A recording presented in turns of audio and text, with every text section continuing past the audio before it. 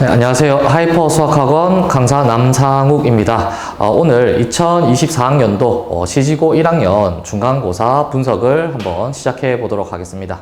먼저 출제 범위입니다. 출제 범위는 이제 시지고 1학년 같은 경우는 이제 다항식부터 해서 여러 가지 방정식까지 조금 범위가 많았는데요. 그래서 문항수로 얘기를 하자면은 다항식에서는 4문항, 복소수에서는 2문항, 그리고 2차 방정식과 2차 함수에서는 10문항, 마지막으로 여러 가지 방정식에서는 5문항, 요렇게 총 나왔는데, 복소수하고 다항식에서는 의외로 이제 조금 문제가 적게 나왔다는 것을 알 수가 있습니다. 다음으로 시험 분석 및 피드백입니다. 일단 이번 시지고 1학년 중간고사는 객관적으로 조금 어려운 시험이었습니다. 왜 객관적이란 말을 강조하냐면은 이제 학생들한테 들었는데 성적이 나와서 1등급 컷이 70 후반대, 77점 이렇게라고 들었거든요. 일단은 1등급 컷이 70점대라는 것 자체가 어려운 시험이었다는 증거가 될 거고요. 그리고 사실은 이렇게 나올 거라고 학원에서는 얘기를 했었습니다. 왜냐하면은 작년부터 1학년 시험이 조금 어려웠고요. 재작년에 비해서. 그래서 작년 시험지를 푼 학생들은 아마 어려울 거라고 다들 이제 선생님들이 얘기를 했을 거고, 그리고 두 번째로 시험 범위가 일단 많았습니다. 물론 이제 똑같이 시지고하고 똑같이 여러 가지 방정식까지 시험을 치는 학교도 있지만 대부분의 다른 학교들은 그 앞에 단원까지만 시험을 이제 쳤기 때문에 그에 비해서 시지고 시험 범위는 많았다고 할 수 있으니까 시험 범위가 많으면 당연히 준비해야 되는 내용도 많기 때문에 이런 부분도 좀 어렵게 작용을 할 수가 있을 것 같고요. 그 다음에 1학년 학생들이 물론 이거는 선생님은 공감을 잘 못하는 부분이긴 하지만은 이제 고등학교 와서 처음 치는 시험이라서 긴장을 너무 많이 했어요. 그러다 보니 서술형 풀 시간이 없었어요. 근데 하필이면 이번에 서술형 채점이 조금 좀 적은 친구들한테는 유리하게 적용을 한 것 같은데, 시간이 없어서 아예 못 적은 친구들은 이제 그 부분을 받지 못하다 보니까 그것까지 플러스돼서 점수대가 좀 낮았지 않았나, 이렇게 일단 생각을 하고요.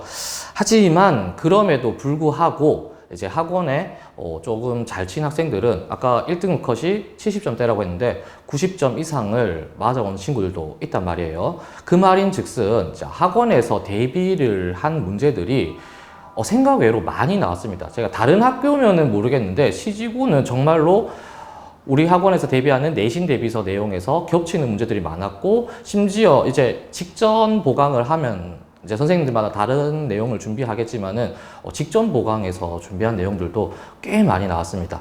이제 요거는 다음 이제 예상 적중 문제에서 볼 텐데, 그런 부분을 조금 여러분들이 좀 마지막까지 잘 봤다면은 조금 더 나은 결과가 나오지 않았을까, 그런 좀 아쉬운 부분이 좀 있습니다. 자, 예상 적중 문항입니다.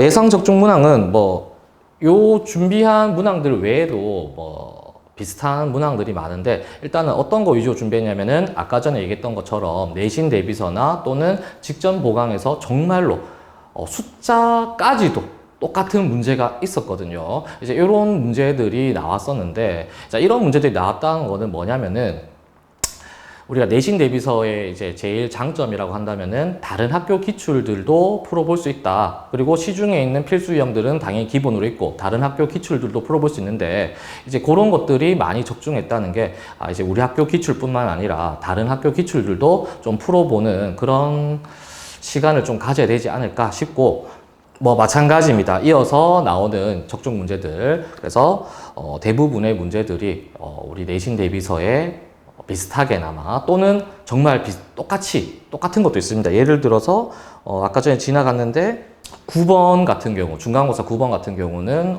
이제 요건 내신 대비서라고 표현되어 있는데 내신 대비서는 아니고 직전 보강에서 했던 건데, 이거는 의미가 없겠지만 심지어 문항 번호까지도 똑같이 해가지고 이렇게 했다는 거.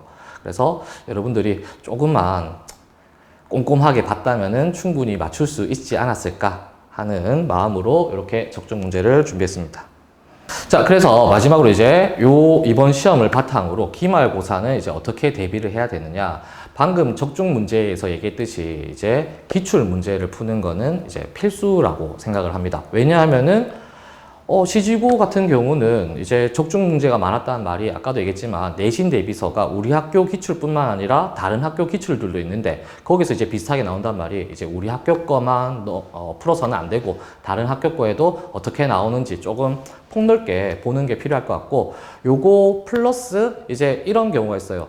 우리 학교 게 아니니까 또는 다른 어려운 학교 거는 풀어볼 필요가 없지 않을까요? 하는 학생들이 있는데 그게 아니고 조금 어렵게 준비하는 것도 당연하다. 왜냐하면은 학교 시험이 이제 이런 식으로 나온다고 이미 선생님 피셜로 얘기를 했다고 하기 때문에 어렵게 준비할 필요가 있고요. 또 세 번째로 서술형입니다. 서술형. 실제로 이제 점수대가 비슷한 친구들이 있었는데 막상 나온 결과를 까보니까 어떤 친구가 10점 이상이 높게 받았어요. 이제 그 이유를 분석해 보니까 이 친구는 시간이 이제 예를 들어 A라는 친구는 시간이 없어서 서술형을 아예 못 썼습니다. 이런 친구가 있는 반면에 분명히 비슷한 친구인데 이 친구는 B라는 친구는 서술형 먼저 풀어서 서술형을 답은 못 내도 뭐 중간 여기까지 적었습니다. 여기까지 적었습니다. 뭐 이런 친구가 있었습니다. 이제. 예를 들어서 이제 답은 못 적었기 때문에 선생님은 그래도 점수를 많이 못 받을 것 같은데 했는데 막상 까보니까 그게 이제 10점 이상 차이가 나더라고요. 그래서 서술형을 조금 대비를 할 필요가 있지 않을까 싶습니다.